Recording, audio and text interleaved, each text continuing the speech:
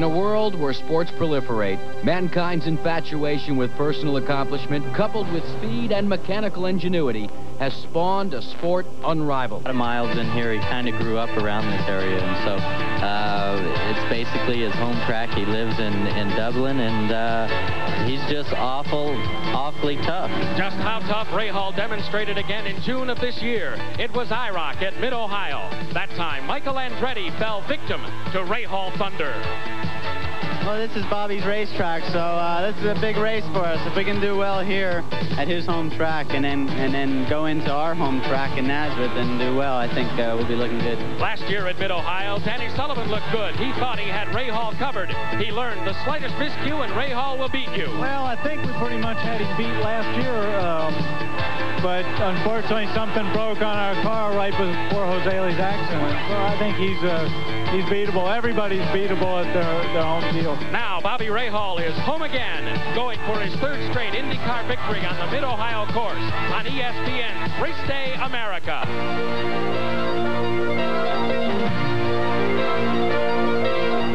ESPN, the world leader in motorsports coverage, presents Speed World.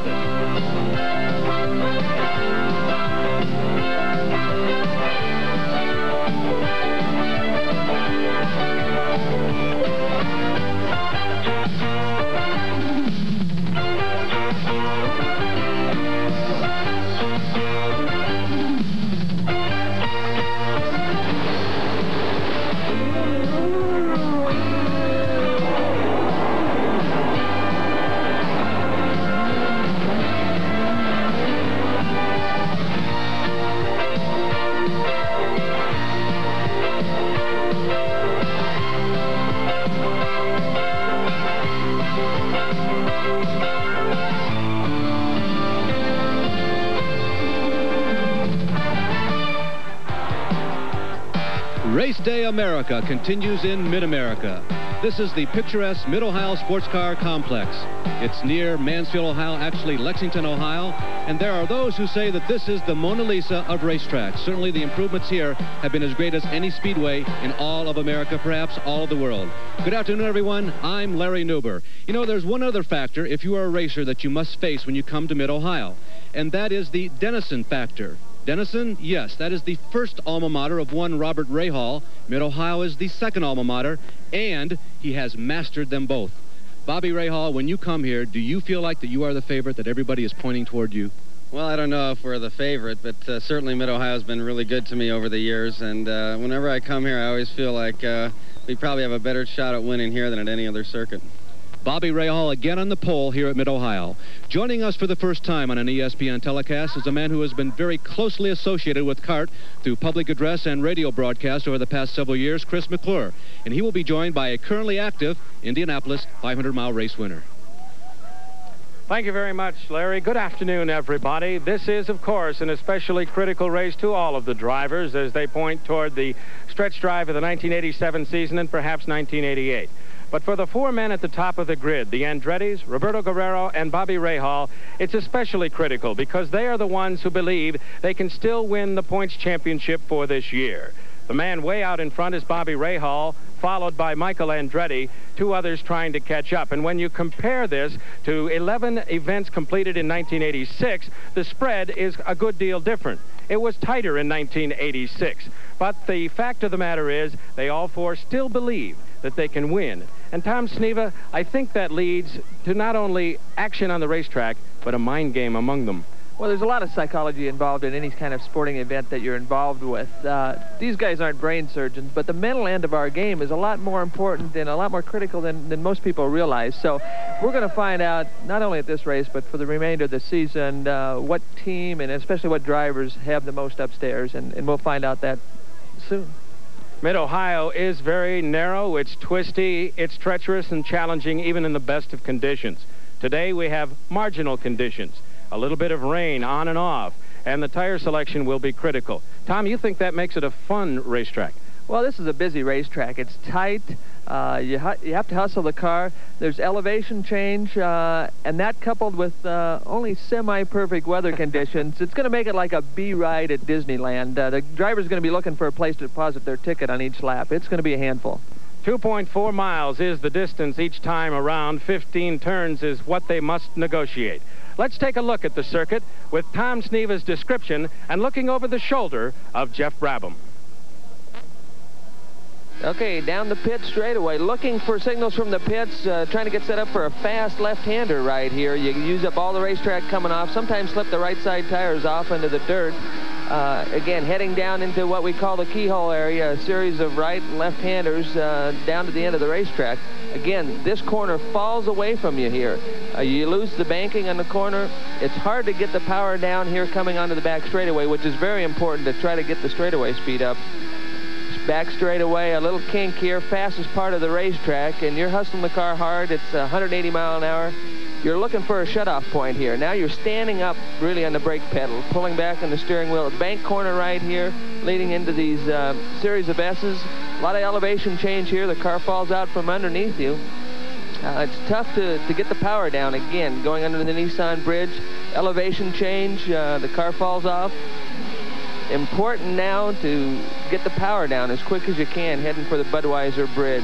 Again, a little bit of a bank corner here, not too much trouble, but you use a lot of the speed bumps here. You're on the speed bumps, trying to get the corner straight as you can. Heading down into the carousel, not as fast as you'd like to go. You think you can go faster, but if you try to go too hard, you get the car upset and you can't get the power down onto the pit straightaway again. You've already met Larry Newber. He'll be covering pit activity for this event this afternoon. Our other colleague in the pits is veteran Gary Lee. He's standing by with the man on the pole, Roberto Guerrero. Thank you, Chris. Tom, good afternoon. Anytime you can win the pole at Mid-Ohio from Bobby Rahal, you've won a battle, but the war has not begun. Guerrero indeed starts from the pole position. The weather is marginal, and here, that could be the great equalizer as far as defeating this guy over here. Well, I mean, he's always very tough here, and, you know, it's a long race. So far, we started well by beating him to the pole, like you said. Now we have 200 miles of racing to go, and like you said, conditions are very changeable, and it could make for a very interesting race. The track is gray and black. Where it's dry, it's gray. Where it's wet, it's black. Obviously, that is very difficult because just a little off the groove and you're in big trouble. That's right. We'll be running, if it doesn't rain before we start, we'll be running on slicks, and it seems like it's only pretty much the line that it's through the corners that is dry, and after that is wet. So if you're offline, it could be very slippery, so we're going to have to be very careful. Here's a guy that's fast and competitive, and all the team needs right now is Lady Luck. Today's Mid-Ohio IndyCar action is brought to you by Quaker State Motor Oil. New Quaker State with QSX keeps your engine cleaner to last longer. By the Goodyear Tire and Rubber Company. No matter how far you go, Goodyear takes you home. And by Dodge, setting new standards of performance.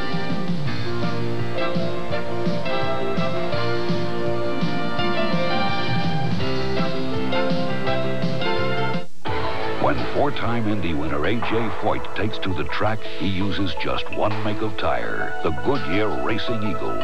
And the official Cadillac safety car takes to the track on just one make of tire, the Goodyear Eagle VR Gatorback Street Radial. And not by coincidence, because Goodyear makes better high-performance tires for the track and for the street.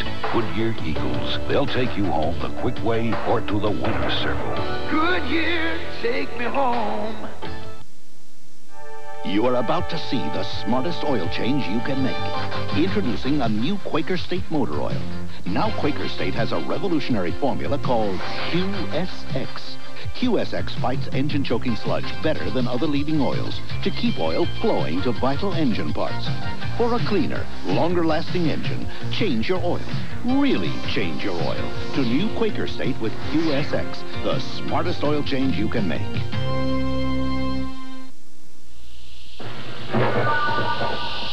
Something stirring. And there's no denying its energy. Its force. Its arrival.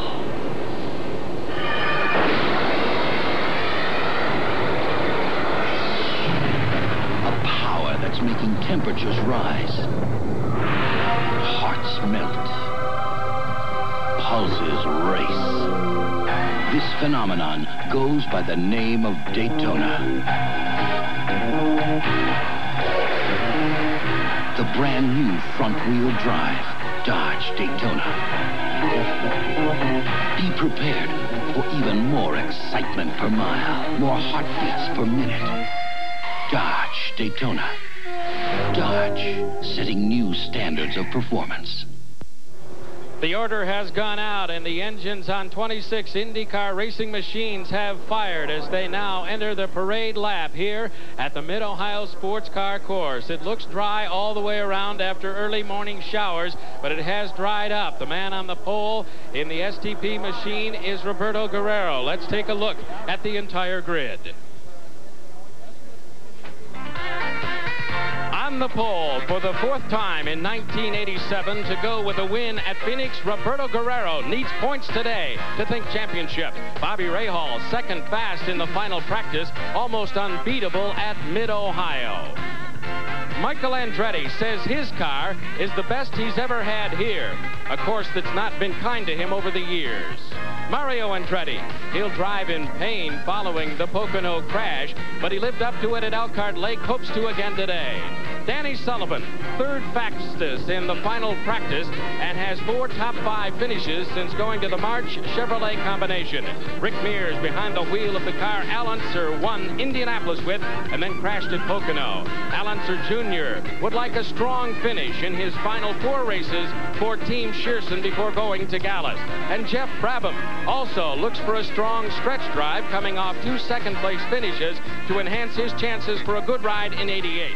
Emerson Fittipaldi, very good on the wet surfaces, 5th fastest in the final practice. And Kevin Cogan, he was surprising to everyone, fastest in the final practice session, and if he gets any room on the track, he could become a factor.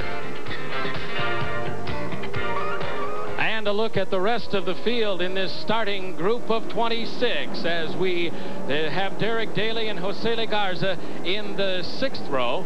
And following them will be Ari Lyondike and John Andretti.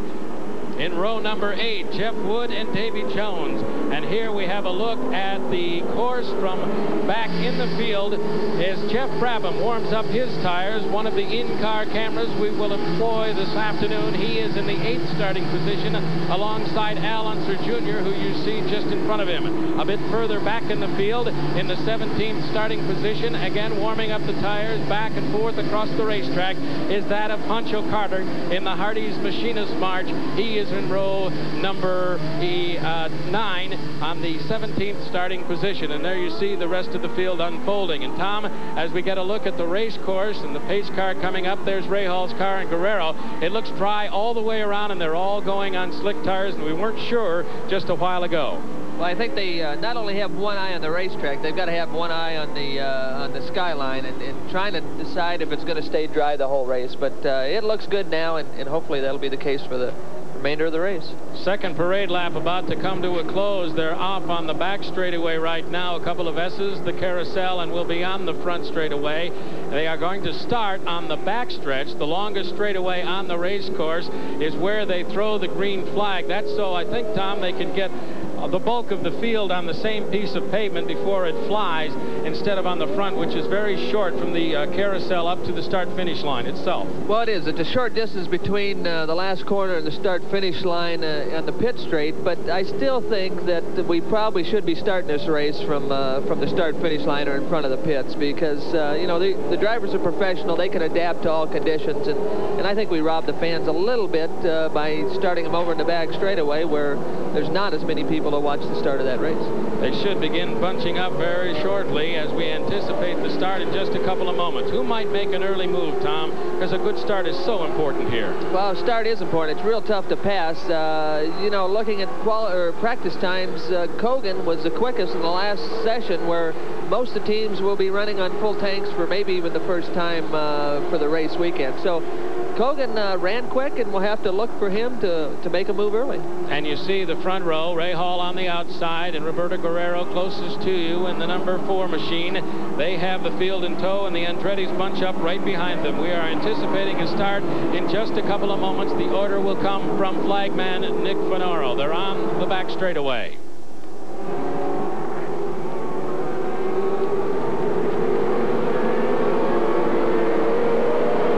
acceleration begins. We anticipate the green flag, and we're racing at Mid-Ohio, and they call it off. A yellow flag is waved by the starter on the back straightaway. A little quick on the trigger, perhaps. Roberto Guerrero was out of line trying to get the jump, Tom Sneva. Now, this lap will count in the 84-lap total of the event, but they have to pull it back in and try again.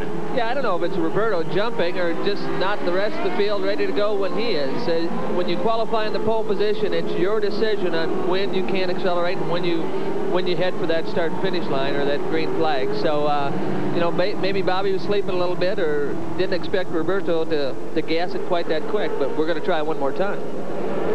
84 laps is the total we expect in the race, and this does count. On road courses and street circuits and IndyCar racing, they put it in the book. And perhaps, well, first of all, Tom, fuel isn't going to be a big factor on this race course anyway, but it does save a few drops by decelerating and going slow for the extra lap.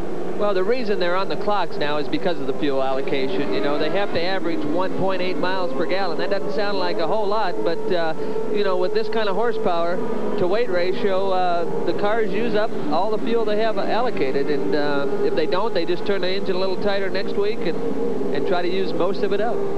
They're on the front straightaway once again, and the first part of the race is in the book. The yellow flag held by Nick Finaro there, and we are waiting for them to get up into the keyhole section of the race course, turns 4 and 5. They will straighten it up on the 3,000-foot back straightaway, where under race conditions, the top end speed is in the neighborhood of 180 miles an hour. They will bunch it up once again and try and get the green flag and go racing. They're approaching that now, and they've bunched up a little tidier this time, it looks like. Well, it's still early. They're in great formation now, but as they get closer to the green flag, people have different ideas of what they're going to do at the start of the race. Out of turn number 5 they come. The first 8 cars in perfect order. There's the Patrick teammates, Kevin Cogan and Emerson Fittipaldi, one in front of the other. They'll straighten it up, and the rest of the field coming through. Again, the acceleration is underway, and we'll wait and see if we get the green flag this time through, and it is waved by Nick Finaro. And Bobby Rahal on the outside jumps to the lead as he hits the break point at the end of the long straightaway, leads the single file trio there with Michael Andretti tucking into third and Mario Andretti fourth. Rick Mears is on the outside of that two-car tandem right there alongside teammate Danny Sullivan. Sullivan pulls ahead of Mears there in the 5th spot, and Rahal right now as he gets out to the jump is in the early lead here at Mid-Ohio. We're working lap number 2, and here's Jeff Brabham right behind Rick Mears on the race course, coming up to the Budweiser Bridge in the back straightaway. The next big problem for them all is the carousel as they come back around.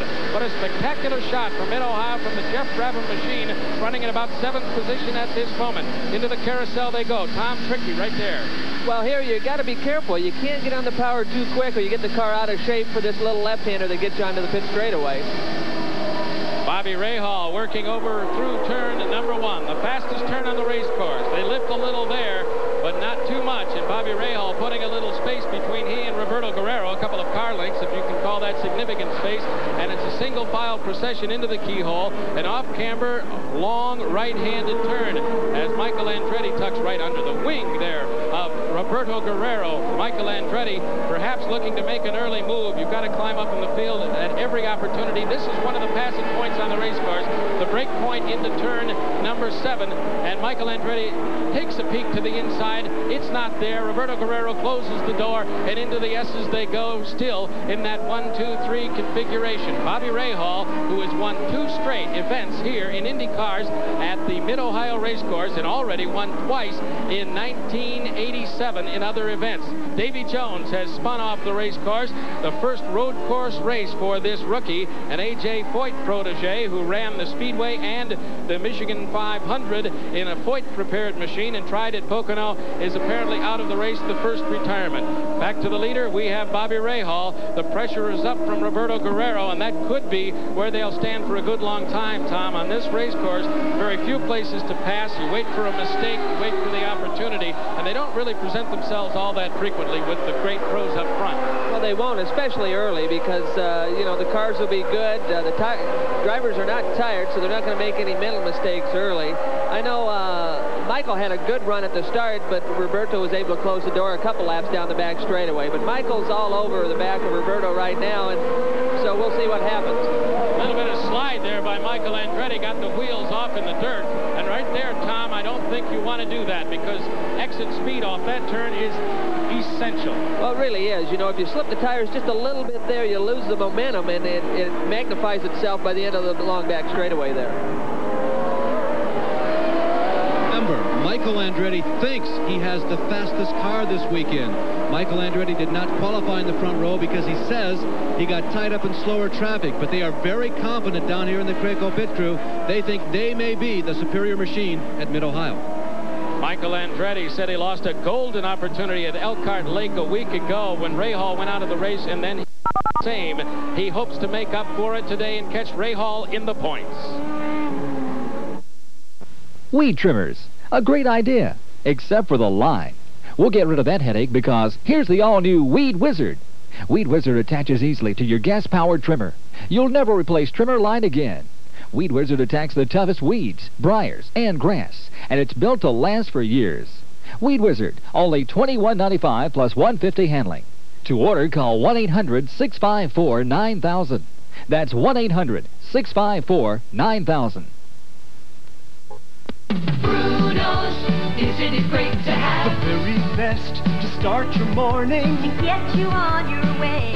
Isn't it great to have the brand you want at low, low prices every day? Isn't it great to have the best to pepper the ones you love? We have so many ways to brighten your day. Get the best for less, the Bruno's way. Bruno's, isn't it great to have Bruno's? Exclusive. Get the biggest stories from the fastest tracks when Bob Jenkins and Larry Newber host ESPN Speed Week. Thursday nights at 7:30 Eastern, only on ESPN.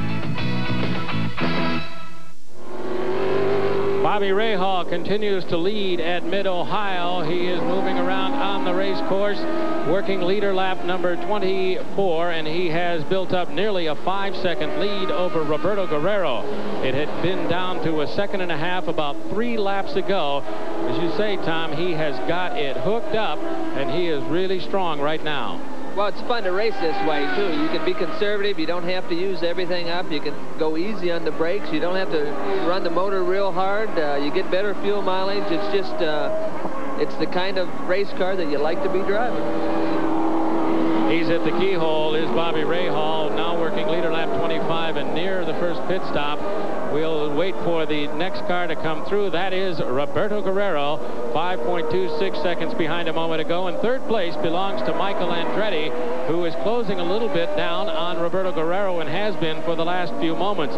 He said he missed a golden opportunity at the Elkhart Lake race in terms of Rahal going out with a turbo problem early, and Michael said he might have considered stroking it a little bit for points had he known that, but he wound up going out of the race as well, and neither one of them scored. And he's really got to be better than Bobby Rahal at this one if he's going to close any ground, because he is faced with a situation in which time is running out in terms of the season and the championship.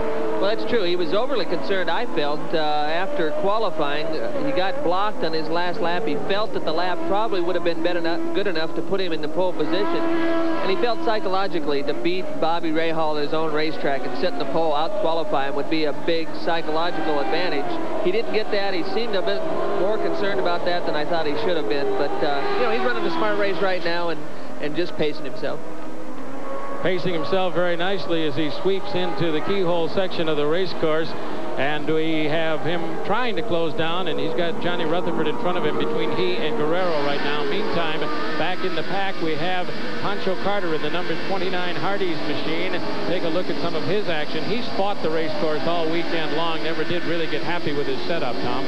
No, he didn't, and it's tough. You know, a lot of the guys, if you're qualifying midfield to back, aren't as happy as they want to be, but they keep working at it. You keep making changes and hope you find something. Here he's getting by Randy Lewis, getting into a fast left-hander on the racetrack. He got by no problem, and away he goes. Pancho Carter, who comes out of short track racing and is very adept at that, is holding his own, at least on the road course, but not his favorite place to be by any means.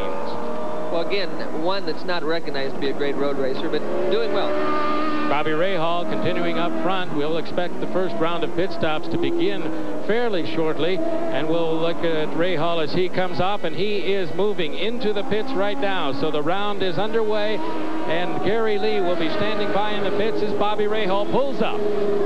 Bobby slides into position actually about a lap early. They had scheduled 27, about lap 26. It will be a 4-tire change as Jim Prescott, the crew chief, team manager Steve Horn, and the Budweiser True Sport team go to work on the Lola of Bobby Rahal. Again, very difficult to beat both the team or the driver here at Mid-Ohio. He has a little trouble engaging the clutch, getting it in gear, but he is away. Meantime, at the other end of the pits, we have Danny Sullivan in, and there coming out is Bobby Rahal as the Rick Mears machine comes right on by him. Sweeping into the lead for the moment is Roberto Guerrero, but he's faced, of course, with the pit stop, and the round is underway, and Al Unser Jr. is as well on pit road. There he is coming to a stop. The hoses are employed, and the work commences with the Domino's Pizza Team Shierson team. Try and get a watch on this. Al Unser Jr. was running in the 10th position when he pulled into the pits, and we'll wait for the shuffle and reset the field, but he is down and away, and that looked pretty good, Tom Sneva. Well, that was. He got it into gear a little bit quicker than Tom did, and out of the pits a lot faster, I think, than Rahal was. If you notice Rahal's stop, no perspiration, no big problem there. And Roberto Guerrero now moves into the pits, and he comes in front of the Vince Granatelli-led team. Up on the jacks they go, and Gary Lee's there. Well, once again, it's a 4-tire change. Now, let's see if they can complete the work, and if Guerrero can keep it revved up and then get it in gear and get it out of the pit area faster than what Bobby Rahal did. We're standing in the way of the trajectory. That was the water bottle that he heaved over here. A very quick stop, and yes, spins the tires, lights them up, and he is underway. A very good stop for Guerrero. Out he comes, and Bobby Rahal is on the front straightaway. Can Guerrero beat him out? There's Rahal flashing into the top of your picture and away. Roberto Guerrero may have gained the position in the pits, and it looks like he did, Tom. He's about got it up to speed. Well, it was a great stop, and it got the position back. They lost at the very start of the race, so Vince Granatelli ought to be a little more happy right now. You think they maybe had a pep talk over there about the first pit stop after that, what they considered misfortune or injustice? Well, you see Bobby making a run on him now. Roberto's taken up a little bit of the racetrack, and I think it got Rahal's attention, but under braking, Bobby's going by. And he's getting him on the inside into turn number 7 at the end of the long straightaway, so Rahal recovers. He had the momentum way back on the front straightaway as Guerrero. Of course, he's on a little bit colder tires, and that may have been the telling thing through the twisty part. That could have been it. Bobby had a run on him, but Roberto shut the door a little bit, took some of that momentum away, but Bobby outbroke him at the end of that straightaway. Michael Andretti, meantime, is in the pits. Larry Nuber's on it. Well, there's lots of activity down in the Andretti area. There you see Barry Green and the Kraco crew going to work on Michael Andretti. They're changing 4 tires at the same time, simultaneously. His father, Mario, is also getting service. They're putting rubber on all 4 sides of the Newman House car. We've had a crash here in the pits. Exiting the pit area, Jeff Brabham and Michael Andretti come together. Jeff is up against the inside wall of the front stretch. Jeff did not make hard contact. He either just barely brushed Michael, or he took evasive action and got into the loose dust. Now he pulls away, but Jeff Brabham in a very close call, as well as a close call for Michael Andretti. But again, both Andretti's in and out, apparently without any incident. But check that Michael Andretti car. Relatively narrow is that pit road, Tom Sneva. I'm not sure they made contact. Let's take a look and try and figure out if they did indeed come together. Here comes Jeff Brabham into the pits. There's Michael exiting right in front of him. Michael is at the mercy of the right front man in terms of the guy on the tires. He pulls out on that signal. Brabham sees it, locks it up, and moves to the outside. I don't think the tires touch, and it looks like, Tom, he avoided that pit retaining wall. Well, he did. He got lucky there. I think Michael took off and maybe took more of the pit lane up than he needed to. He didn't keep it quite tight enough coming out of his pit, but Jeff needs to be looking for that as it comes up, because the pits are tight, and you got to use your head and be careful. Fortunately, no damage to either car. Very fortunately, that can be a dicey situation in there. A little bit of a wiggle there you can see from the Jeff Brabham car. I don't know if he bent anything, Tom, and perhaps he's checking to see right now if he did. Meantime, on the front straightaway, Bobby Rahal is moving into turn number 1, and the scoreboard has Michael Andretti in front of Bobby Rahal, Roberto Guerrero in third, and there you see it on the racetrack, reflected what the scoreboard said. Michael Andretti in a hurry to get out of there, a very, very close call, but once again, someone takes it away from Rahal in the pits. Yeah, that didn't happen that often, and it wasn't the crew's fault. It was actually Bobby getting it back in gear. Here we see Ammo trying to get out of the pits, and he's in and out, but stretching the pit stop a little bit longer. So he does his on the 29th lap, and Emerson Fittipaldi getting good gas mileage, listed 5th currently as he gets back up to speed. Aaron Leyendijk whips around him off turn number 1 as he builds it back up. Meantime, the fight up front is between Michael Andretti and Bobby Rahal, with Roberto Guerrero shadowing the two. There is Michael over the jump. Sliding in behind him is Bobby Rahal, trying to regain the lead for the second time in the last couple of laps. Roberto Guerrero got a sensational pit stop and came out first. Rahal took him almost immediately and got back in front. Then Michael Andretti got a sensational pit stop once again, and he is in front and appearing as though he might be able to hold Rahal off as he gets the heat into the tires and gets everything race ready again. Into turn 1, Bobby Rahal, an unusual situation for him lately, following someone on this race course. But Michael pulls away from him there. He had a little bit of extra horsepower off turn 1, it looked like, Tom. Well, yeah, you know, Michael is obviously working very well, and it's going to put a little pressure on Bobby here. Now Bobby's chasing a little bit. Kevin Cogan in for his requisite pit stop. It comes later than even teammate Emerson Fittipaldi. Excellent fuel mileage for that machine. They wait for the signal. They got the tires on. The fuel is still going in. There goes the air, and down he goes. Meantime, Rahal down at the S's goes to the inside of Michael Andretti, and he's back in front once again. He's driving a demon race. Well, he is, you know, and Lola gets down the straightaway so much quicker, I think, than the March. It gives him a little run into that braking zone, and Bobby did a good job getting by. We have had more action up front in this race already than the last 2 years combined, Tom Sneva. This is great racing. Well, it just shows you the kind of competition they have in IndyCar racing today. It's so much more competitive now than it has been in the past, and it makes all the teams work that much harder. Rahal coming up on the front straightaway, and in the pits is Al Unser Jr. having some trouble. Gary Lee's there. Well, Al came in for his routine pit stop, went back out, took a lap, came back in. They pulled the rear bonnet off the engine. They went to work, they put the bonnet back on, fired the car up, and he took off. Took another lap, and now he's back in. So we're not really sure at this point. Obviously, we can't get over to talk to Dennis Swan to ask Dennis, the team manager, what the problem could be, but they're working in the engine compartment. Never good when they go in under the bonnet, Tom Sneva. No, it isn't. It takes so long to get the body work on and off in these race cars because they're so aerodynamically and they fit so tight that when you take the top off, you're going to lose laps in the pits. Meantime, Rahal moves through Pancho Carter. There you see Michael Andretti going around Pancho from the in-car camera. And first and second place pulling away from Pancho Carter right now into the S's. Pancho Carter trying to pull him in, but he's not going to. Not on this day, it doesn't appear. And Bobby Rahal slides through once again, turn number 11 and 12. Again, the rhythm coming back. Does the rhythm go away that much during a pit stop? The only reason the rhythm goes away is because when you first come back on the racetrack, you got fresh tires, and they get a lot different bite on the racetrack until they get some temperature in them than when you came off the racetrack. So a lot of times the steering will feel real heavy. You think you might have some kind of a mechanical problem, but it's just because the tires get so much more grip when they're cold than they were when you after 30, 35 laps on the racetrack. So you got to be careful coming out of the pits on fresh tires. Let's go back pit side. Gary Lee standing by with more on Little Al. The work continues on the Domino Pizza Hotline car number 30. We had a chance to yell at the pit wall to Dennis Swanson. What's the problem? He looked back, smiled, and said, electrics. Now, of course, Tom Sneva, that can mean the spark box, the ignition, wiring, spark plugs. There's still a bit of scurrying about here. As they get ready to put the bonnet back on, they're not really sure they have the problem, although they are changing the spark box over in the right side pod. Well, that's, you know, it's a problem that all the teams run into. The electronic components in these race cars take a real beating because of the vibration, the speed, and the way the drivers have to hustle the cars around. Electronics have been a big problem. They're expensive. We tend to get more electronics in the cars every year, and it becomes more expensive. And a lot of people are under the impression that maybe we don't need all the fancy stuff. It just ups the cost and causes more trouble, and that's what we're seeing here today. Perhaps 23rd position at Elkhart Lake a week ago on a blown turbo that cost him any points in the event. Lit a fire under Bobby Rahal, but he's got it his way at Mid-Ohio. I am British Caledonian Airways. I am Great Britain this fall. I am the rolling hills of Dorset. I am a castle in the sea.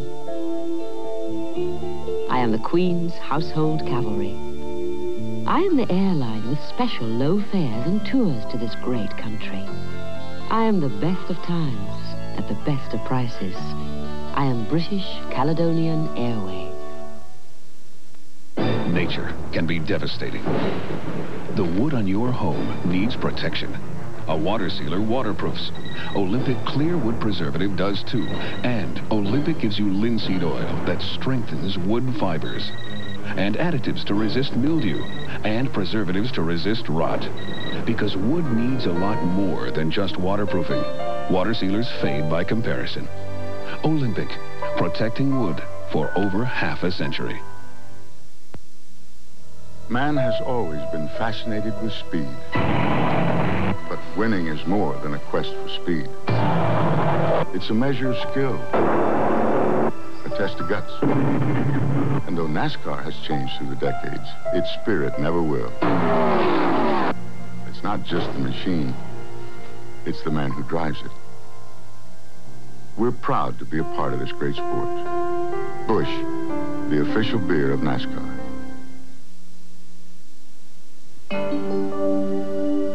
Take me back where I belong. Take me where it's safe and warm. The Goodyear Vector is the all-season radial that pumps water away to keep more tire tread on the road. And for some, that's a comforting thought. Take me home. Goodyear, take me home. Never matters how far I go. Goodyear, take me home.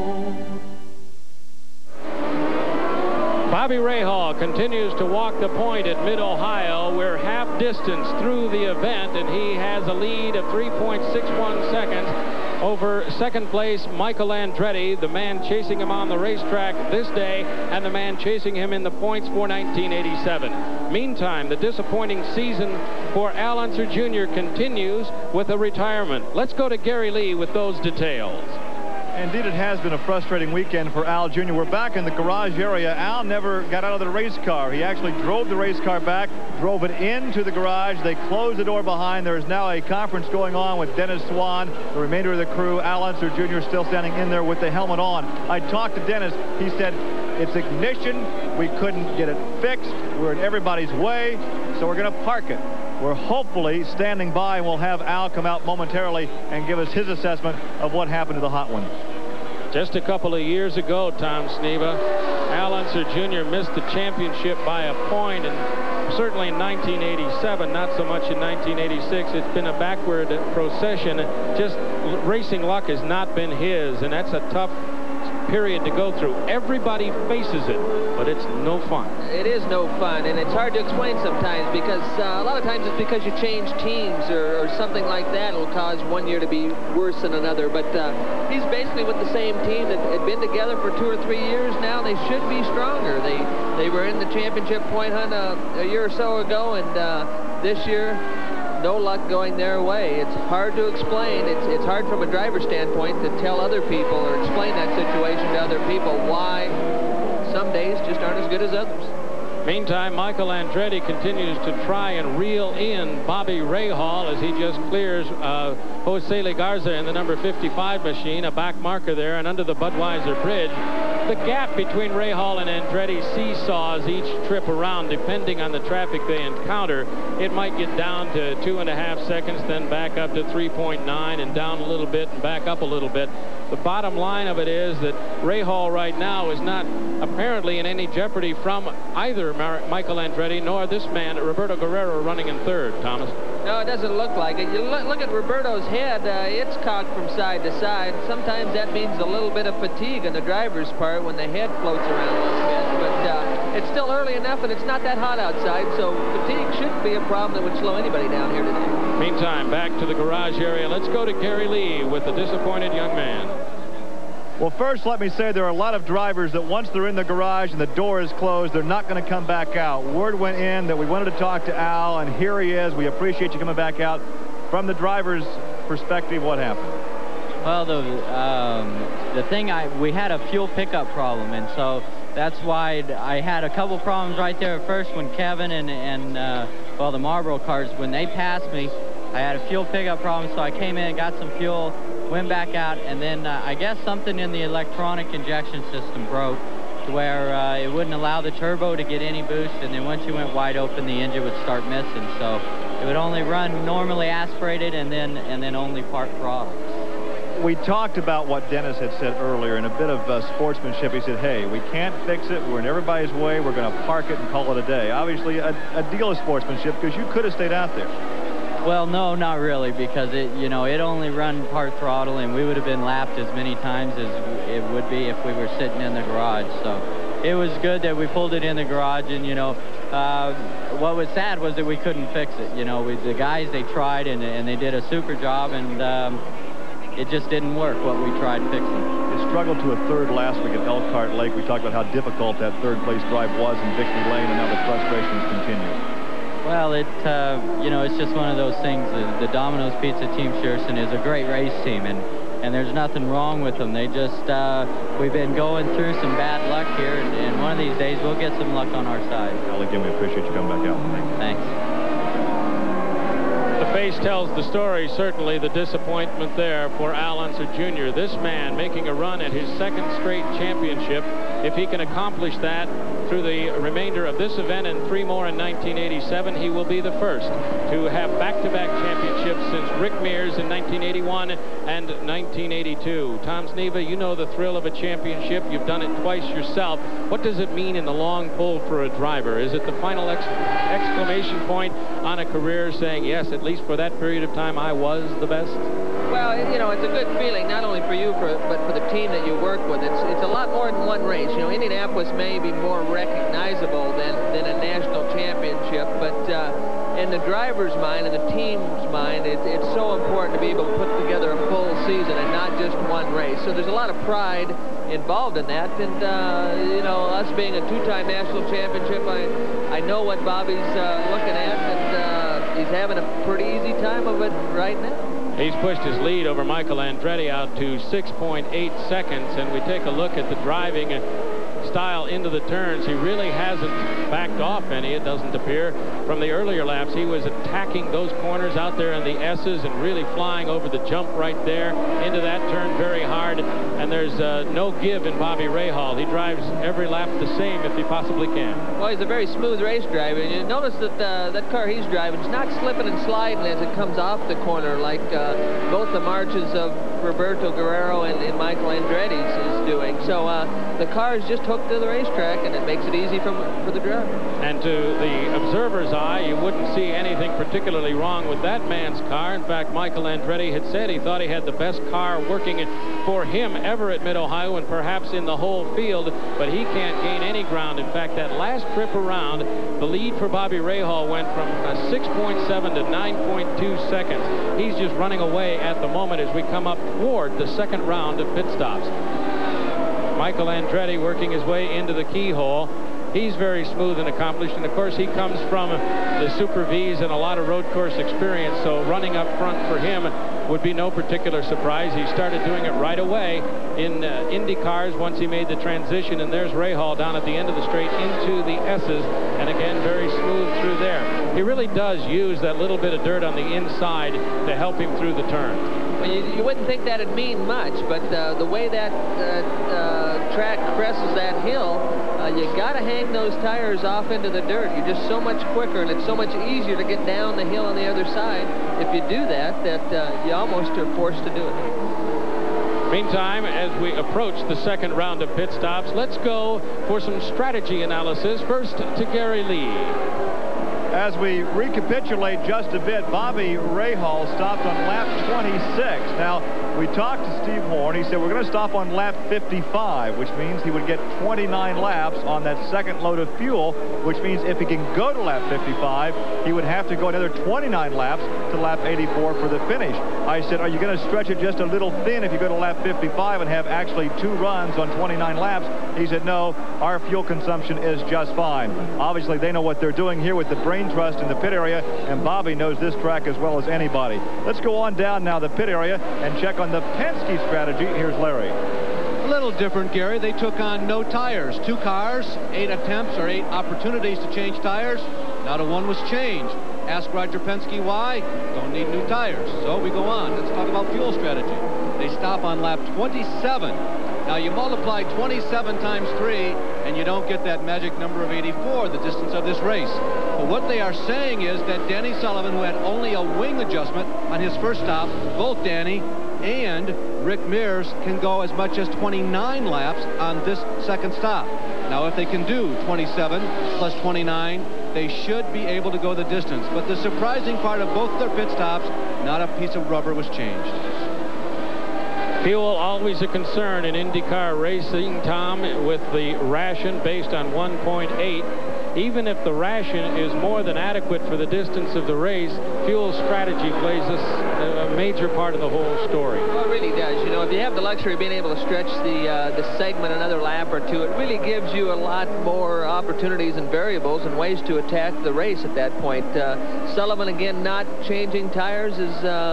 as was indicated, it's a little bit of a surprise. The first pit stop is usually the quickest because you got a lot of fuel in the tank. So you can usually change tires in a shorter amount of time than it takes to put the fuel in the car. So I'm a little bit surprised that they didn't change tires, and I don't think it's going to be a benefit to them. Danny Sullivan running in 4th position, trying to reel them in, and Bobby Rahal still walks the point. No matter how Dodge makes it look, winning ain't easy. When the road is long and the going gets tough, less than your best is never enough. But the dream of winning lets you meet the test, because winners are dreamers who give it their best. And if winning was easy, why run the race? Can't be number one if you don't set the pace. At Dodge we know there's only one first place. If winning was easy, it wouldn't be a race. At Dodge, we set the pace. He makes it look like child's play. But to him, driving the Domino's Pizza Hot One is no game. Watch for Domino's Pizza Team Shierson and co-sponsors Mobil 1 and Coca-Cola in the IndyCar World Series. Keep your eye on a winner.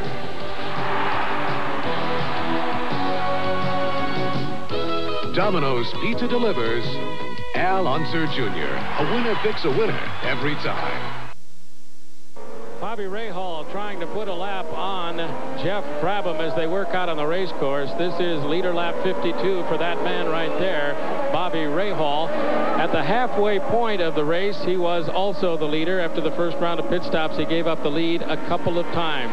Let's take a look at the Napa mid-race recap.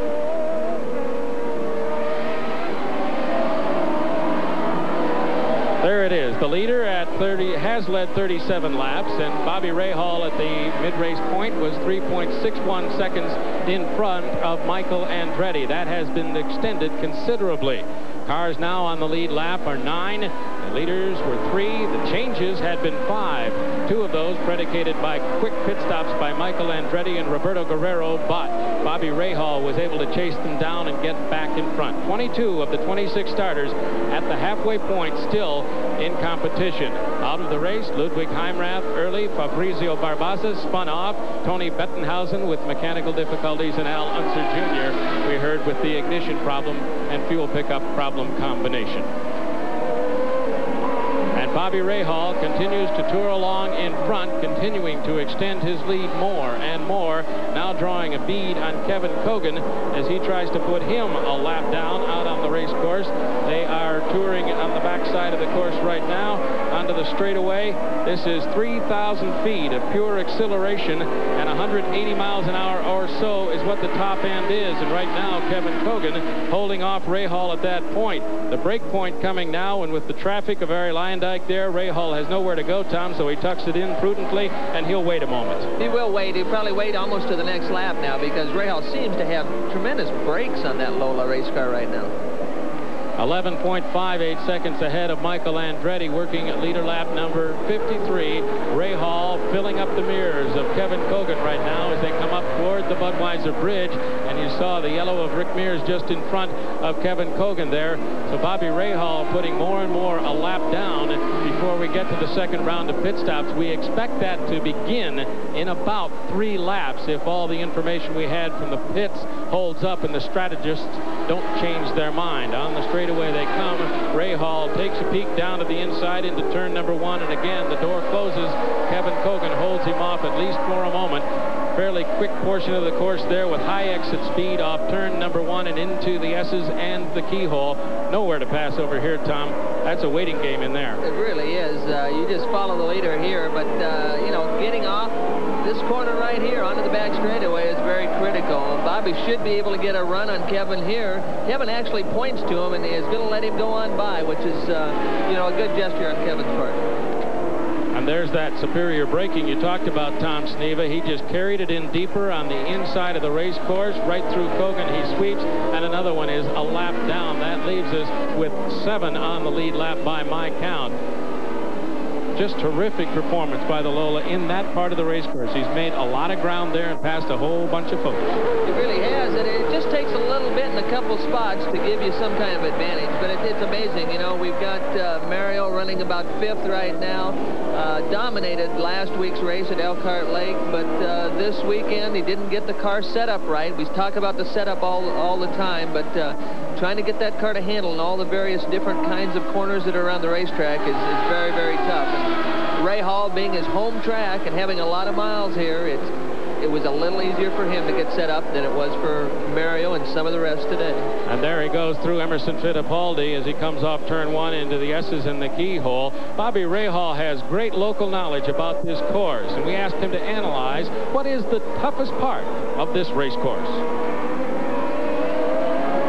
I would say from the back straight on, you know, the end of the back straight to maybe where you come up to the last corner here. A lot of time there, and to get the car to work. If you got the car working beautifully, that's a lot of fun. If it's not handling, it's a real pain. Bobby Rahal is in that part of the course he calls the toughest, from the end of the back straight through the S's, up over the hill and back to the Budweiser Bridge, and finally the carousel. A lot of activity, very busy in there, a lot of gear shifting, and we'll wait and see if Bobby Rahal is ready to move to the pits for his second and perhaps last pit stop of the event as he turns it through, coming up to the carousel. He'll swing it out wide and decelerate about now if he's going to come into the pits. Here he is, and he swings, makes the left-hand turn, and he is on pit road. Here comes the race leader for his second pit stop of this event and this afternoon. He is pulling up in front of Steve Horn and his people, and Gary Lee has it. He is right on the money, right on schedule. They will change all 4 tires, top off the fuel. Now remember, he didn't get back on the throttle and get out as quickly as perhaps Guerrero did the last time. Let's see if it's faster this time. The tires have changed. They're topping off the 40 gallons of fuel, and he is underway again. Having a little trouble engaging it, but now he lights up the tires and he's underway. And there's a demonstration of what you were talking about a moment ago, Tom Sneva, in terms of the Penske people. Those tires were on in 9.2 seconds. The fuel was finished at 15.6, and he was away. Yeah, easy for him to get out and get the tires changed. And in the Sullivan pit, Danny a little hot off the carousel, and he slid into his pits, but got it stopped pretty close to the mark, and they are going for tires this time. It's up in the air, and Larry Nuber's there.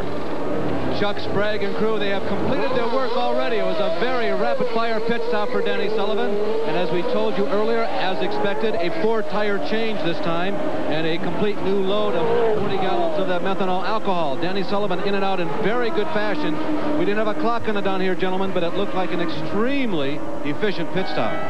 After he came sliding in, the crew went to work and rescued the situation. And really, Danny Sullivan rescued it by getting it stopped on the proper mark, and he was really hot. Well, he was hot, but he also had the first pit that you come to as you enter the pit, so he's got to decelerate in a hurry. And here's Fittipaldi in the pits. 7th place he was when he came to the pits. He's getting the service now, and Roberto Guerrero is in. He's already got his tires, and the fuel hose still engaged. Gary Lee. Well, he has the tires. They're not changing the tires. Obviously, he's happy with the tire wear, the setup. They're topping off the fuel, burping and wrapping the throttle, and he is underway. A very, very fine stop for Guerrero. Twice in this event, the Roberto Guerrero crew has given him sensational service, Tom Sneva, and that can win a lot of races for you. Perhaps not today, but it'll save places also. Well, it will, but I was surprised to see him not take tires on because the Penske team, I think, lost ground in that second segment by not taking tires on. I don't think the car was quite as quick as it was the first segment. They tried to stretch it too long, and now Guerrero's in the same fold. Pancho Carter, you see from the camera aboard his race machine, he has a front wing problem. We've been told that perhaps a black flag is coming for him. There you see it. It's almost off the strut, Tom Sneva. He's bumped something, and away it came. There's just a little screw that holds that on. It may have just come loose and be threatening to fall right off the car. Larry Nuber has the pit stop. Well, Rick Mears has completed the pit stop. Rick Mears pulls out in the Pennzoil number 8 March Chevrolet powered car. Remember, this is a 1986 chassis. Rick was supposed to come in on lap 56. Guess what? It's lap 56. So 27 and 56 are the 2 laps that Rick Mears has pulled off. That means apparently he has the ability to go 29 laps, and that should be enough. You know, a couple weeks ago, we visited the Winston Cup stock car circuit. Rusty Wallace had a car that they called Samson because it has survived so many adversities and it keeps rolling along. My vote for Samson in the kart circuit is this car that Rick Mears is in. You guys mentioned earlier that this is the car that Al won the 500 in.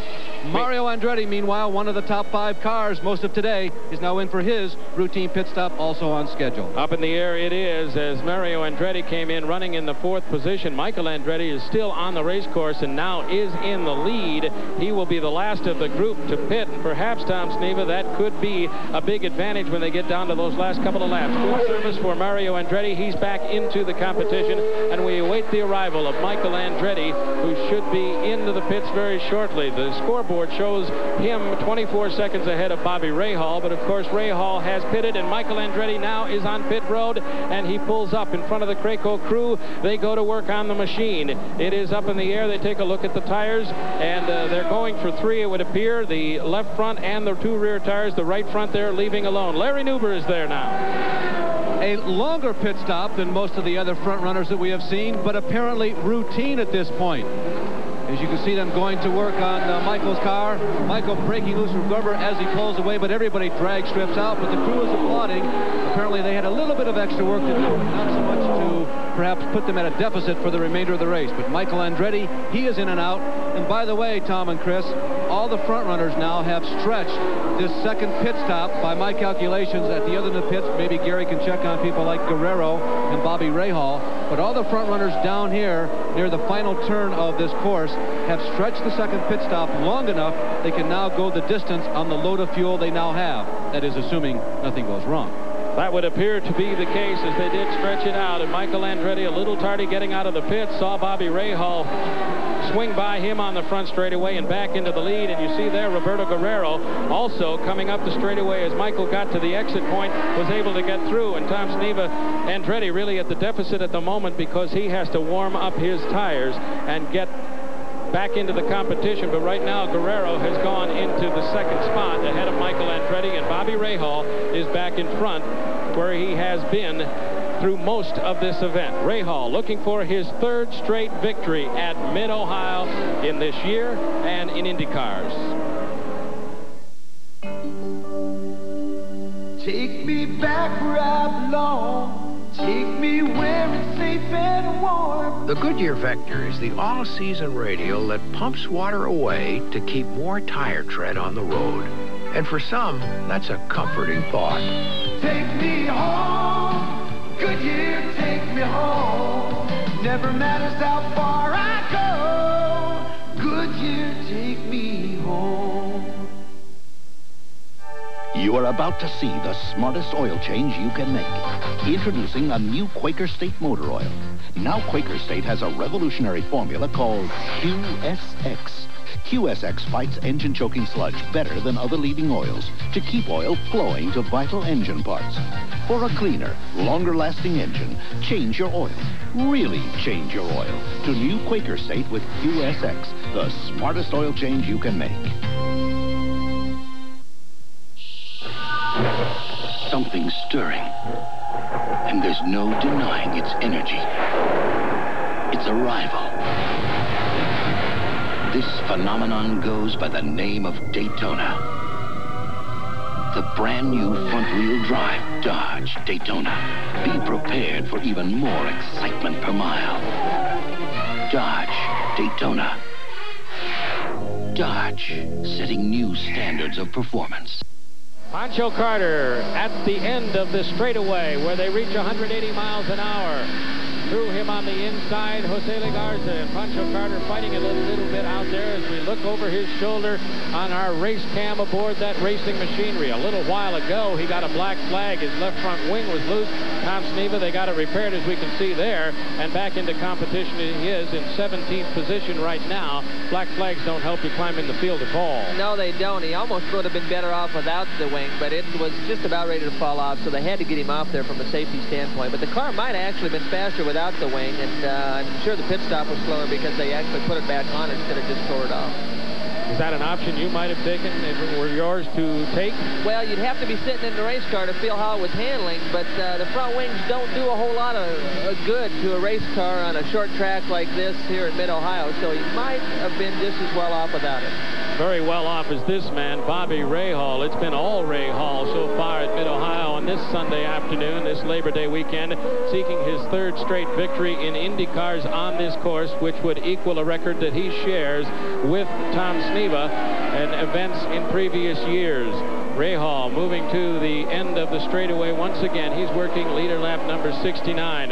Let's take a look. We had trouble a little while ago with one of the front runners, Mario Andretti, encountering a problem on the race course, and there's Mario Andretti down to the inside up against the Armco. Out of the car is he spun and stalled, had a little damage to the front, Tom Sneva, and he's out of the race. Yeah, he stalled on the racetrack, so he didn't stall up against the guardrail like this. He did have some damage to the front end of the car, and he wasn't able to keep the motor running, so it makes Mario's day a little shorter than he wanted. Well, the word from the crew is there was just a little more to that incident than what our cameras caught, gentlemen.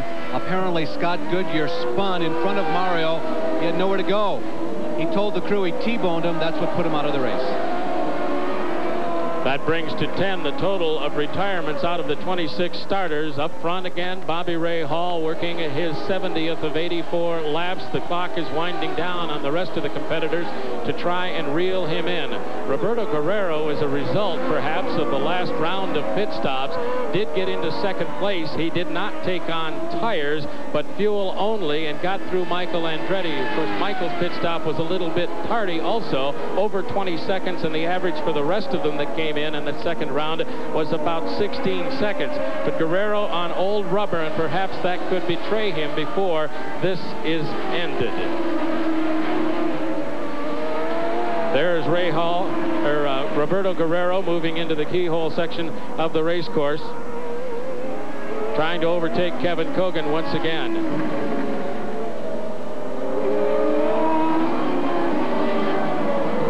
There's Bobby Rahal in the S's. Meantime, let's pause for a Quaker quick back on shock absorbers.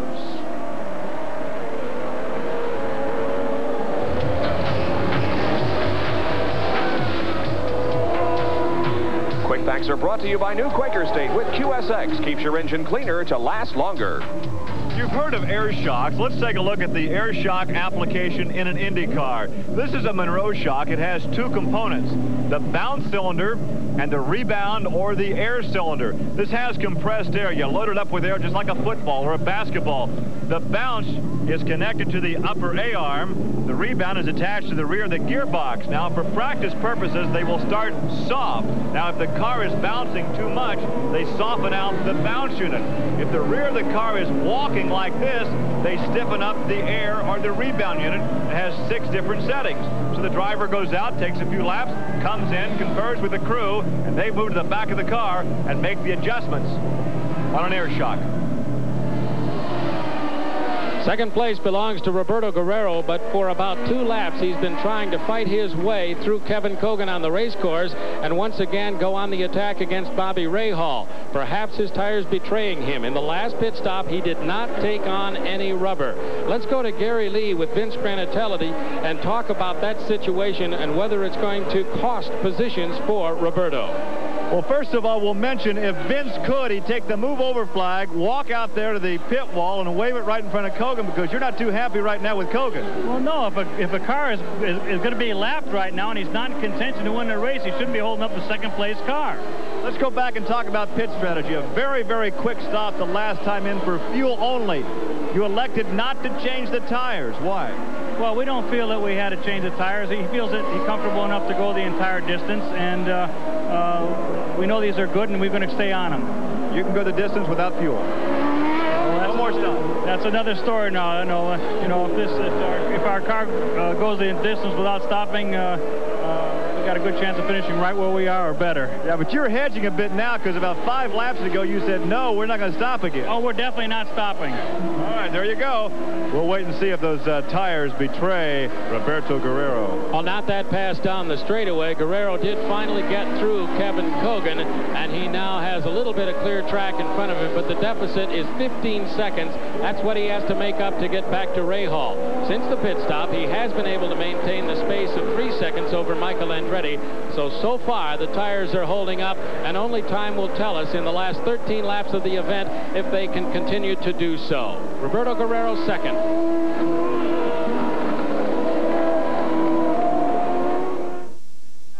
You are about to see the smartest oil change you can make. Introducing a new Quaker State motor oil. Now Quaker State has a revolutionary formula called QSX. QSX fights engine choking sludge better than other leading oils to keep oil flowing to vital engine parts. For a cleaner, longer-lasting engine, change your oil. Really change your oil to new Quaker State with QSX, the smartest oil change you can make.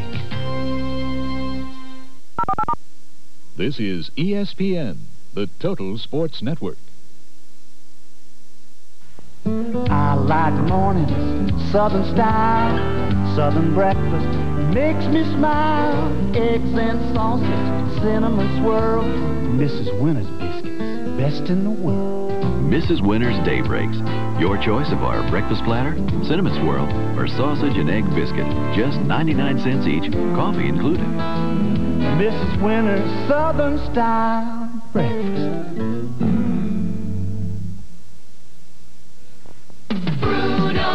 Isn't it great to have the very best to start your morning, to get you on your way? Isn't it great to have the brand you want at low, low prices every day? Isn't it great to have the best to pepper the ones you love? We have so many ways to brighten your day. Get the best for less, the Bruno's way. Bruno's, isn't it great to have Bruno's?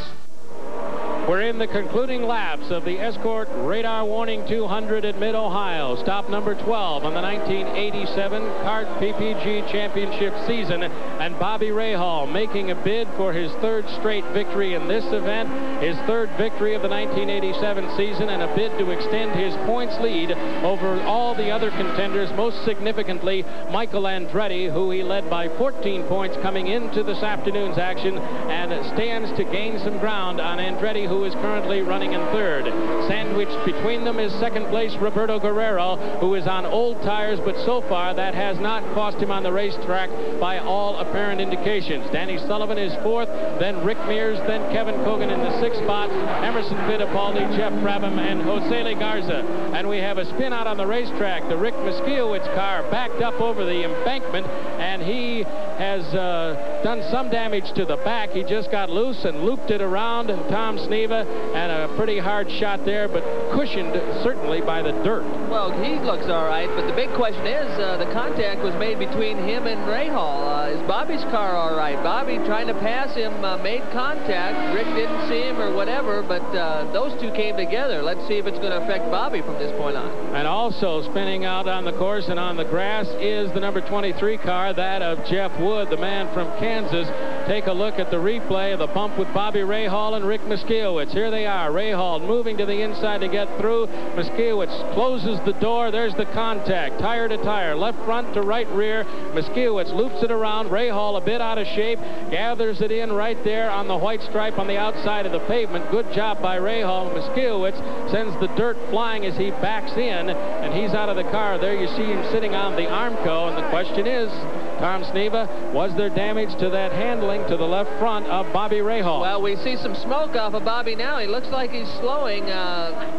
There goes Guerrero. Guerrero is swept into the lead, and Bobby Rahal did obviously sustain some damage in that contact with Rick Michealowicz, and suddenly the whole picture changes at Mid-Ohio with Roberto Guerrero moving into the lead at the jump, and he's pulling rapidly away from Rahal, who may be in jeopardy of not getting around to the pits at all. Kevin Cogan by him. So is Michael Andretti. So Andretti into the second position, and Bobby Rahal, he's got a left front flat. That's what it is, it looks like, Tom. He's waving at his left front tire, and he will make it to the pits and get a tire, but his race victory potential appears to have gone away with 10 laps to go. Yeah, it does look like the left front is in some kind of trouble, and Bobby's just got to limp back to the pits. Obviously, it could have happened in a lot better spot in the racetrack than that, but it looked like it must have been a slow leak because he actually went by the pits one time after the contact before he decided he had a real problem. Meantime, the leaders, Roberto Guerrero and Michael Andretti, have swept into the course. And let's go to Gary Lee as Rahal arrives at the pit. We can now see the end results as he slides to a stop. That left front is flat. The crew goes to work. It's too bad we could not show you the expression on the faces down here when they realized that Bobby had to come in. A very quick stop, but a very costly situation.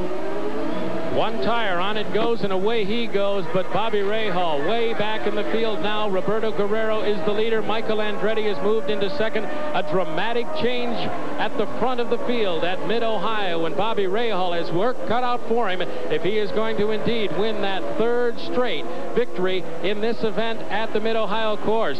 And right now he stands to lose some ground in terms of points on Michael Andretti. A moment ago it wasn't the case. All the right parts in all the right places. Napa's putting smiles on American faces. Napa means auto parts. So dependable, every Napa brand part is backed by the Napa National Warranty Program. Parts for import and domestic cars are available through 6,500 Napa stores all across the country. Or get Napa quality at garages and service stations where you see the Napa sign. Wherever you go, Napa's the one. All the right parts in all the right places. No matter how Dodge makes it look, winning ain't easy. When the road is long and the going gets tough, less than your best is never enough. But the dream of winning lets you meet the test, because winners are dreamers who give it their best. And if winning was easy, why run the race? You'd be number one if you don't set the pace. At Dodge we know there's only one first place. If winning was easy, it wouldn't be a race. At Dodge, we set the pace. The best of the NFL. Every Sunday, ESPN delivers hard-hitting highlights from every single game. NFL Primetime, Sunday on the exclusive cable home of the NFL, ESPN. Bobby Rahal now running in third position at Mid-Ohio and 45 seconds off the lead after the contact with Rick Micheal. It caused damage to the left front, at least a flat tire and perhaps more. Time will tell whether he can gain any ground or if he falls back further in the field. Danny Sullivan just a few seconds back. Here's what happened, Tom Sneva. Rick Micheal moves over on Bobby Rahal. There's the contact. Micheal up in the air a little bit and slides off the track completely and into the embankment. Bobby Rahal did gather it in, but the damage had been done, and he eventually had to give up the lead and go to the pits. Let's go to the pits and Gary Lee. We can show you now the end result. What happened when the two cars got together? The valve stem was knocked off here, allowing all the air to escape. That's why Bobby actually went by the pits the first time. Now, as the air went out, we can show you what happens to the tread, or actually the sidewall of the tire, as it cuts down to the wheel. Now, if we can turn around and find out where Steve Horn is, we'll check back with Steve momentarily and see exactly what Bobby had to say from the cockpit.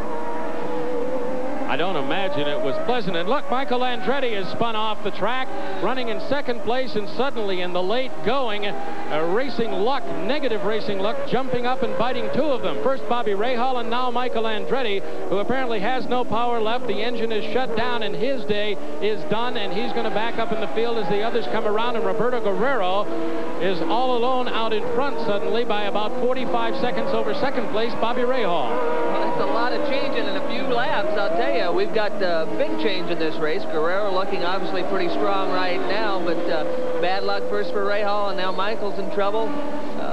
Roberto's looking good.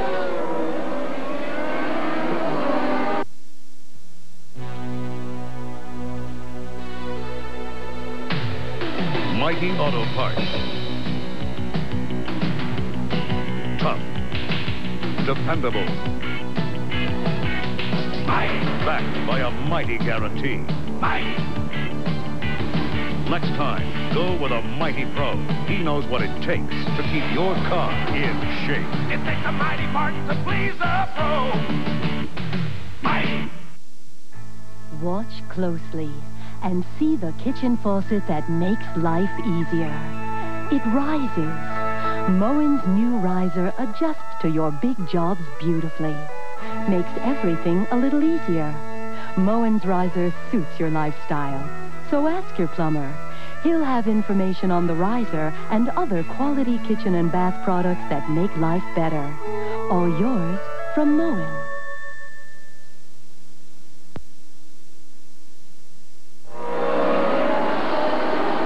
Less than 5 laps to go when Roberto Guerrero now well out in front of the rest at Mid-Ohio, having taken over the lead when Bobby Rahal came in contact with Rick Micheal. Shortly thereafter, the man running pretty close behind, Michael Andretti, spun off and his day ended. So the standings are these. Guerrero leads it, then Rahal in second. He got a new tire and back into competition, but a long way to go to catch up, about 45 seconds worth. Danny Sullivan in third and Rick Mears in the fourth position.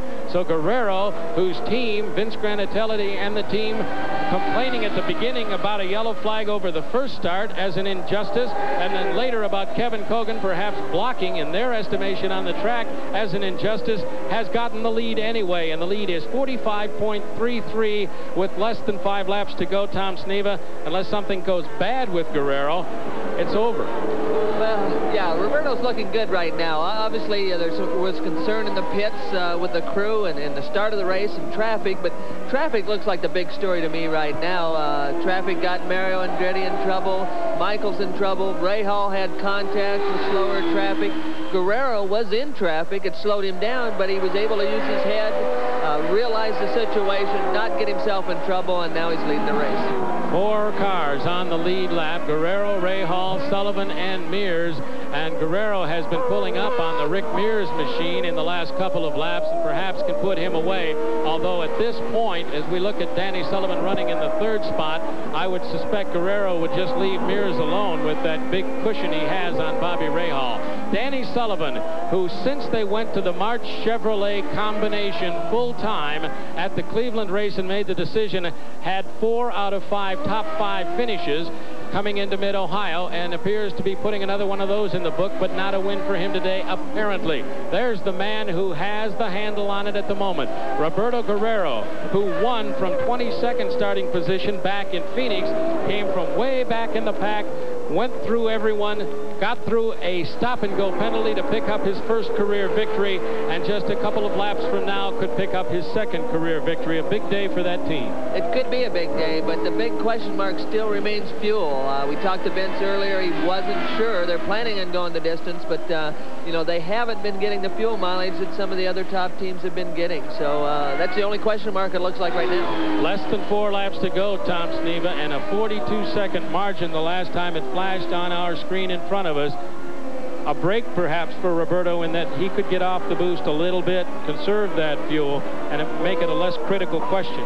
Yeah, the only one that could tell us the truth right now would be Guerrero on where their mileage is. But because he's got that kind of a cushion, he doesn't have to work the car that hard. He can shift it a little bit shorter, meaning not turning the RPMs, and RPMs take fuel. So if he can cut down on those RPMs, he'll be all right. Speed guns have them about 180 miles an hour on this straightaway. Roberto Guerrero, with less than 4 laps now to go, less than 3 as he turns into the S's, is the race leader. Now down to a 37-second margin over Bobby Rahal, the last pass through the timing lights, and 41 seconds over third place Danny Sullivan. Very comfortable is he over the jump. The right-hander heading back to the front straightaway. Roberto Guerrero looking for career win number 2.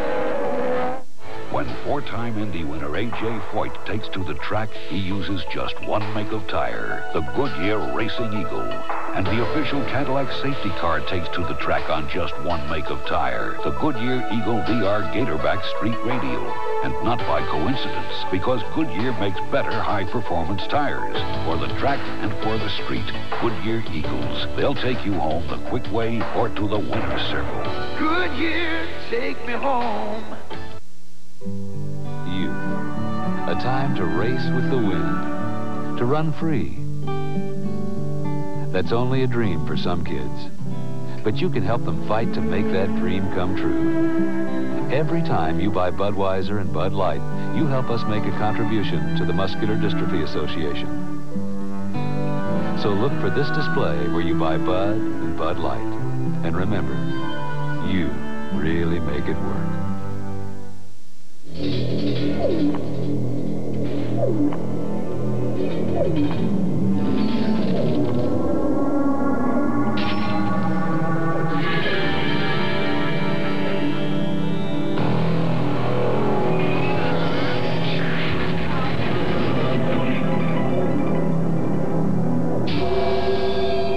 There came a moment when all the elements came together. Design, engineering, and technology, unleashing a superbly equipped new breed of compact car. The Dodge Shadow, with its outstanding 770 protection plan, 2- or 4-door availability, affordable price. The new Dodge Shadow is going to cast a giant shadow across America. Dodge, setting new standards of performance.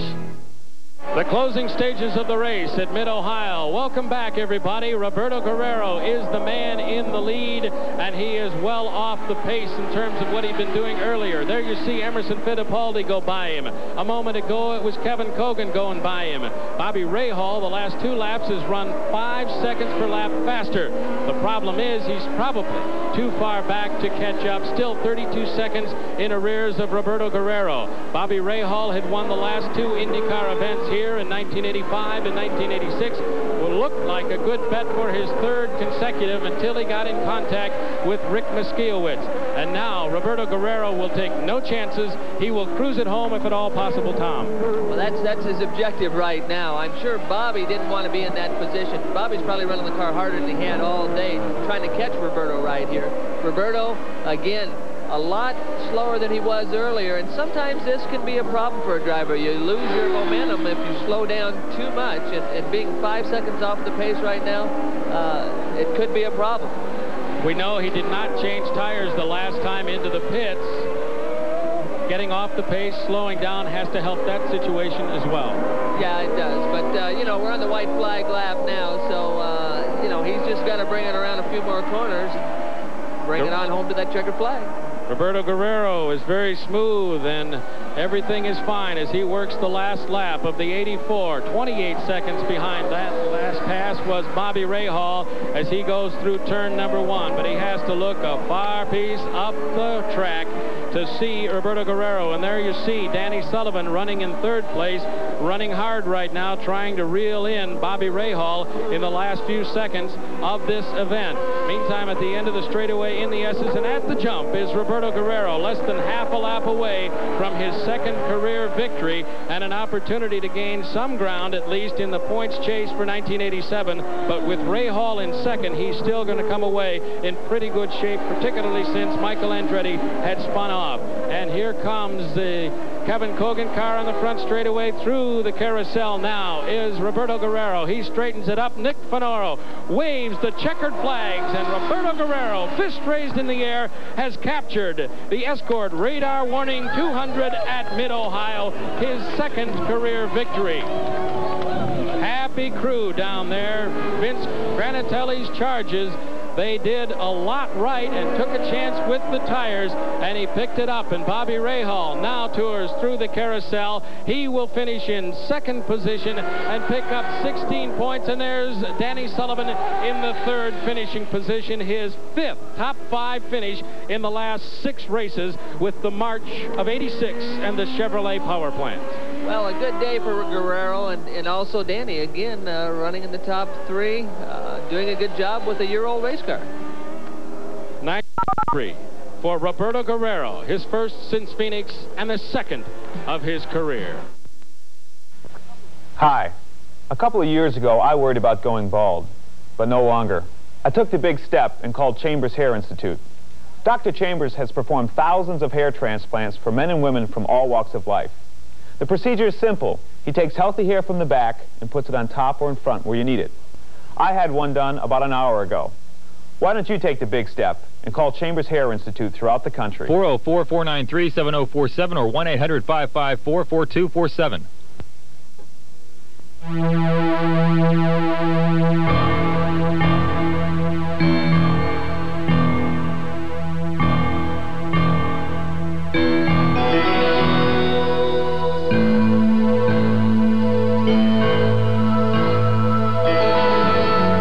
Has been a test. If it has caused a real pizza emergency, you are instructed to go directly to Pizza Hut and order their famous pan pizza with your favorite toppings. You are about to see the smartest oil change you can make. Introducing a new Quaker State motor oil. Now Quaker State has a revolutionary formula called QSX. QSX fights engine choking sludge better than other leading oils to keep oil flowing to vital engine parts. For a cleaner, longer-lasting engine, change your oil. Really change your oil to new Quaker State with QSX, the smartest oil change you can make.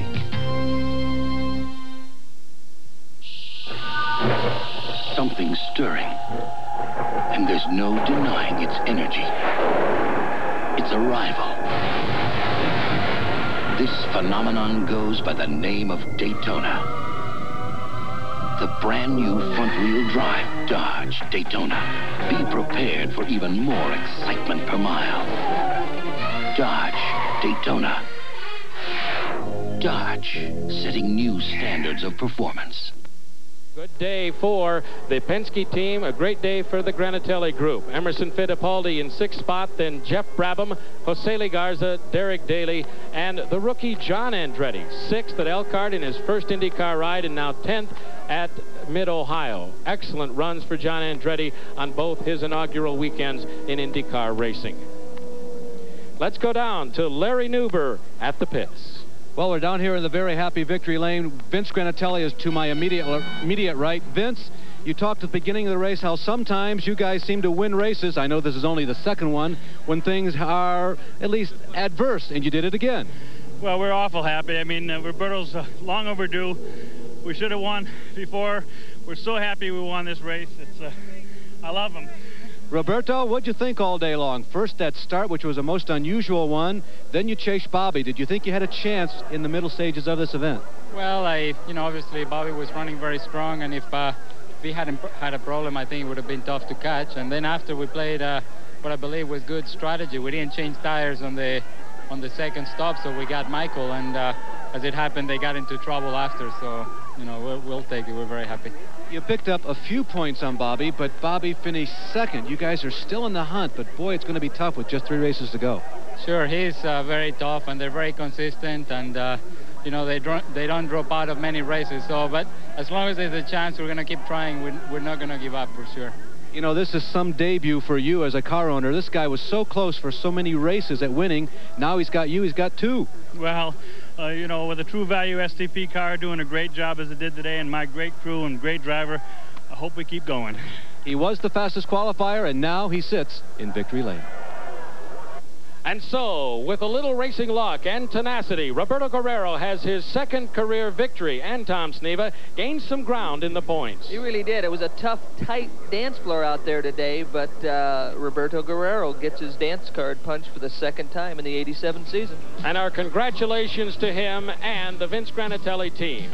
On behalf of Tom Sneva, Gary Lee, and Larry Newber, this is Chris McClure. Thank you for joining us from Mid-Ohio. Good afternoon, everybody.